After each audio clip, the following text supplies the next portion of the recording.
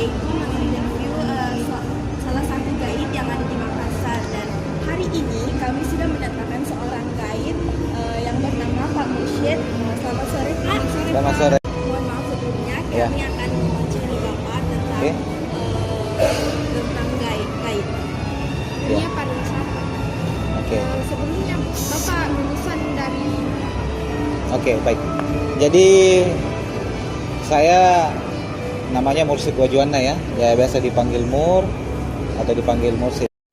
bagaimana itu terjun langsung jadi tour guide, maksudnya apa ya Pak, kayak untuk terjun langsung di lapangan itu kayak kami kan butuh bagaimana menjadi seorang, bagaimana step by stepnya kan. Apakah Bapak juga belajar seperti kami? Oke, baik. Jadi menjadi seorang guide itu sebetulnya syaratnya tidak susah. Jadi kita kan di dunia guide itu ada namanya HPI, Himpunan Pramuwisata Indonesia. Untuk menjadi seorang turis guide itu sebetulnya hanya bisa menguasai satu bahasa asing paling tidak. Kemudian kita masukkan atau daftarkan diri ke Dinas Pariwisata. Jadi yang keluarkan terakhir saya itu entah nanti apakah ada perubahan itu dari Dinas Pariwisata provinsi ataupun kota yang mengeluarkan lisensi itu. Ada tadi nanti perlihatkan ya. Jadi lisensinya seperti ini.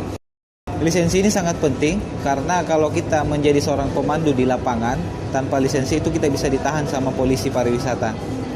Iya. Dan cakupannya ini sebetulnya bisa ke seluruh Indonesia juga kita bisa guiding. Tapi kan namanya ada etika bisnis. Iya, kalau keluar sebaiknya kita jadi tour leader saja. Ya, jadi tour leader kita mengantar ini seperti ID untuk tour leader, ini untuk guiding. Karena kenapa di setiap daerah kan biasanya ada tour guide juga. Jadi kita saling memanfaatkan, mereka juga kan mau cari nafkah juga kan. Iya. Jadi guide sudah berapa lama dan kapan sudah menerima lisensinya? Jadi saya mulai ikut training itu dari 2007 kalau tidak salah. Ikut training. Kemudian itu kan tidak setiap tahun ada pelatihan training guide seperti itu. Jadi saya ikut ambil lisensi itu di tahun 2010. Training guide, alhamdulillah lolos. Ya, di awal-awal itu memang agak susah. Karena travel mesti mengenali kita, kalau orang baru kan agak susah. Travel agent belum mengenal kita dengan baik. Kinerja kita bagaimana, bahasa kita bagaimana, servis kita bagaimana. Iya, sampai sekarang. Jadi dulu saya sempat mengajar di salah satu sekolah swasta di Makassar. Karena semakin banyaknya jadwal, akhirnya saya resign dari sekolah itu dan aktif sepenuhnya di dunia guiding atau pariwisata ini. Jadi Pak, kan dalam itu pas ada susah senangnya Pak. Iya. Jadi apa saja itu yang pernah Bapak alami itu? Susah Iya. senangnya Pak. Susah senangnya itu setiap pekerjaan itu ada susah dan senangnya tentunya. Kalau pengalaman saya, karakter setiap kita bawa orang itu kan karakternya beda. Ya. Misalnya ada yang suka makan coto, ada yang tidak suka makan coto, ada yang merasa dirinya bos, ada yang merasa dirinya bangsawan. Nah, itu yang kadang-kadang. Atau misalnya mereka minta sesuatu yang agak susah. Misalnya ya, kalau orang ke Sulawesi Selatan, mereka turnya Makassar tapi mereka mau ke Toraja. Mereka mau ke Toraja itu cuma 1 malam. Nah, itu kan sangat susah. Perjalanan kan bisa 10 jam lebih. Iya. Bisa 10 jam karena biasanya kita 3 kali mampir. Iya, Jadi betul. bagaimana cara Bapak menghadapi biasanya tamu-tamu yang seperti itu? Kalau kita mengalami komplain, saya pribadi ada alami komplain, ya saya bersabar saja walaupun saya tidak salah. Iya Pak, sabar saja. Iya Pak. Karena kan kalau orang marah itu paling hanya 10 menit 15 sudah selesai. Kalau kita balas dengan marah juga kan, kita posisikan diri kan sebagai seorang pemandu, pelayan. Tadi kan nanya pengalaman. Saya ada pengalaman sedikit waktu tur ke Malino. Oh, Malino. Iya, Pak. Malino. Waktu itu membawa anak gadis, banyak lah anak gadis seperti kalian. Waktu itu dia masih kuliah juga, kayak beberapa tahun lalu lah, mungkin 3 atau 4 tahun lalu kami ke Malino. waktu itu mereka ada laki-laki juga sebagian ya. Waktu itu mereka lambat makan. Di Malino itu kan agak angker. Sampai di Malino itu ada salah satu hotel masuk, salah satunya kesurupan. Salah satu Ini kesurupan. perempuan laki-laki sih. Iya perempuan lah, perempuan. Jadi ya namanya orang Indonesia, kita ngumpul di situ lihat. Saya sendiri berdiri di dekat pintu sama teman-temannya yang laki-laki kan, yang rombongan laki-laki. Yang cewek-cewek, yang ibu-ibu sudah di dalam di kamar semua, di dekat kasur namanya. Jadi mereka disuruh, ayo makan, karena kalau tidak makan loyo itu gampang masuk dirasuki oleh jin. Nah, tidak mau makan. Jadi salah seorang temannya yang cewek itu main-main, ayo saya suapin ya, kamu makan ya. Dia geleng-geleng kepala saja, terus yang nyuruh suap itu dia tanya, atau kamu mau disuapi siapa? Ayo tunjuk.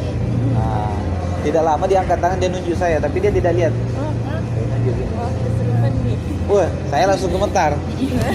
Wah, takutnya jangan sampai teman-temannya itu dipikirnya saya yang masukkan jin ke tubuhnya kan. Jadi saya pergi, saya suap beberapa suap itu sambil tangan gemetar. Karena takut kan loh, di depan saya ini kayaknya jin ini. Jin. Setelah itu saya ke temannya, aduh saya minta maaf, saya bersumpah demi Allah demi apapun bukan saya yang melakukannya. Jangan sampai kalian kira. Dia bilang, ya bukanlah, bapaknya itu jago ngobatin, dia yang ngobatin dari Kalimantan, dari jarak jauh. Oh Kalimantan, saya kira Kalimantan. Iya, orang Banjar itu hari. Oh aduh, saya bilang syukur, aduh saya nanti dikira saya lagi yang masukin jin ini. Banyak pengalaman. Iya, banyak sekali pengalaman. Jadi pariwisata itu, jadi tour guide itu harus siap 24 jam. Karena pesawat itu kan ada yang dini hari, ada yang pagi-pagi, ada yang malam. Kalau untuk guide fee sendiri kan hitungannya adalah harian. Jadi harian. Ada tahapan-tahapan ya, misalnya kalau kita bawa tamu kapal pesiar beda, trekking beda. Bapak biasa dapat tip-tip ketiga dari Tip itu kan sebetulnya kayak suplemen aja ya. Kadang ada, kadang tidak ada. Jadi kalau orang kerja, dimanapun kalian nanti kerja, kalau kalian kerja itu karena uang, hasilnya tidak akan bagus. Jadi kalau tip itu kadang ada, kadang tidak. Tapi kita tidak boleh menunggu itu atau mengharap itu. Karena kalau kita menunggu itu, grup yang kita handle hari ini itu tidak ada, maka servis kita ke grup atau tamu berikutnya itu akan kurang, beda. Karena kita akan merasa kecewa. Iya. kalau sarannya Bapak travel yang bagus di mana itu? Bisa dibilang hampir semua travel bagus. Iya. Jadi kalau kalian mau training, carilah travel yang betul-betul inboundnya banyak. Karena kalau kalian training tidak ada tamunya juga, susah juga kalau mau jadi guide atau mau lihat. Kalau cuman mau tahu cara quotationnya bagaimana, mau cara bikin paket turnya bagaimana, nah itu bisa lihat di internet. Tapi kalau berhadapan langsung dengan tamu, Beda lagi. nah, kalau itu saya tidak bisa sebutkan ya. Nanti ya karena kan tidak enak, banyak sekali travel. Kalau Iya. misalnya jadi kayak gitu Pak, kan harus bisa percaya diri. Iya. Terus Bapak bisa kasih tips-tips bagaimana percaya diri, terus bisa menghandle tamu dengan baik, terus dipercaya dengan baik. Gitu, Pak. Nah, kalau tips yang paling pertama, yang paling utama adalah bagaimana membuat orang yang di depan kita itu memperhatikan kita atau tersenyum. Iya, salah satu kendala kan Pak. Ya. Paling tidak dia tersenyum atau memperhatikan kita. Dan jangan baper. Orang Indonesia itu banyak baper. Misalnya kalau dia ngomong di depan yang lain tidak memperhatikan. Kan kami Pak di kampus itu kan belajar dasar-dasar tour guide. Hah? Jadi kan kalau tour guide itu kan di dalam menurut saya itu kan harus santai, terus harus buat suasana lebih fun begitu. Terus terkadang kalau saya bicara di depan kelas, bicara di depan orang banyak itu terkadang saya ingin kayak buat suasananya kayak hi guys, tapi dalam diri saya kayak malu begitu, krik takut kalau bahasa gaulnya sekarang teman-teman krik. Jadi kayak takut gak bilang, takut ke audiensnya bilang krik ini orang. Kalau dunia guiding itu tergantung pengalaman juga. Semakin sering kita bawa tamu, handle tamu, semakin terbiasa dan semakin juga bisa. Jadi tips apapun itu sebetulnya intinya adalah semakin sering, semakin belajar, itu saja intinya. Nah, dan kita lihat, kita banyak belajar pengalaman dari orang. Nah, kita menjelaskan, oh nanti saya akan ada games, Atau kita ajak dia menyanyi, berpuisi, berpantun. Saya biasa bilang, khususnya kalau di ending ya, endingnya itu saya biasa bilang, saya akan menyanyikan sebuah lagu Bugis. Iya, saya bukan penyanyi, suara saya tidak bagus tentunya ya. Bukan kita mau pamer suara karena memang juga saja ya. Tapi saya cuma mau memperkenalkan bahasa Bugis kepada Bapak Ibu saya. Ya, ini saya mulai bernyanyi. Kadang mereka cuek, tapi setelah saya bernyanyi mereka tersenyum, tertawa. Karena saya nyanyi, saya bilang lagu Bugis, tapi saya bilang I say to say goodbye, but my heart's always with you. So let's back home, my friends, let's back home, my dear, let's back home together with me. Nah, dia sudah tersenyum. Oh, itu bahasa Bugis ya. Nah, jadi seperti itu, berpuisi. Saya juga biasa berpuisi. Atau kadang-kadang kalau ada gadis di situ, anak darah, cewek, di grup di situ, saya biasa goda. Tapi saya sudah kasih tahu, saya nanti akan gangguin kamu supaya mencairkan suasana. Jadi kadang kita harus setting sendiri. Jadi saya kadang menyanyi, saya tanya dia, kamu tahu tidak? Misalnya, kamu tahu tidak apa bedanya fisika dengan kamu? Iya, apa bedanya? Kalau Malaysia kan, apa perbedaannya itu mereka sebut pick up line. Mereka sebut pick up line kayak gitu. Ryan Gombal kan. Kalau fisika itu susah dihafal. Kalau kamu susah dilupakan. Dia sudah yang lain juga pasti tersenyum. Ya, teriak. Atau berpantun, saya berpantun. Misalnya siapa tadi namanya? Anissa. Misalnya Anissa. Saya ada pantun buat Anissa. Berakit-rakit ke hulu, berenang-renang ke tepian. Iya, teman-teman sudah ke penghulu, Anissa masih sendirian. Ya, mereka sudah. Saya berpantun, pandang-pandang jauhku memandang, dari negeri Pahang ke ujung pandang. Aku datang hanya untuk ucapkan selamat datang puan dan tuan.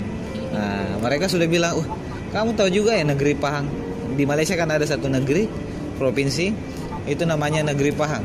Nah, kalau kita sudah menyebutkan itu, wah, ini orang bisa tahu juga. Kadang kan kalian jadi audiens juga, kadang juga jadi pembicara. Makanya, seperti inilah saya. Makanya kalau ada orang bicara perhatikan juga, karena suatu saat nanti kamu juga akan mengalami seperti itu. Makanya saya kalau ada orang bicara itu saya, nanti suatu saat kalau saya main-main di sini, suatu saat juga saya ngomong serius, orang juga main-main di belakang. Ya, tapi kalaupun kalau ada yang seperti itu biar aja lah, 1-2 orang. Nah kalau kalian, nantilah itu kalau yang kayak ada yang tidur. Kadang kalau ada yang tidur itu saya nanya, gimana saya lanjut atau tidak? Karena biasanya kurang bagus kan kalau kita disuruh berhenti sama tamu. Kalau misalnya orang Malaysia itu mereka tertarik kalau datang ke Indonesia itu mereka tertarik untuk mengunjungi apa sih Pak? Karena kalau orang Jepang itu kan sukanya lihat alam, kalau orang Eropa itu sukanya lihat budaya. Kalau Malaysia sendiri apa? Sebetulnya itu kesimpulan sebenarnya semua itu. Karena pada dasarnya orang kan hobinya beda-beda. Iya. Kalau Malaysia sendiri kebanyakan dia juga melihat alam, makan, shopping, belanja. Mereka suka shopping. Karena kita budayanya orang Melayu itu kalau kita kemana-mana kita selalu ingat teman atau keluarga, kita mau belanjakan mereka apalagi namanya oleh-oleh untuk dibawa pulang.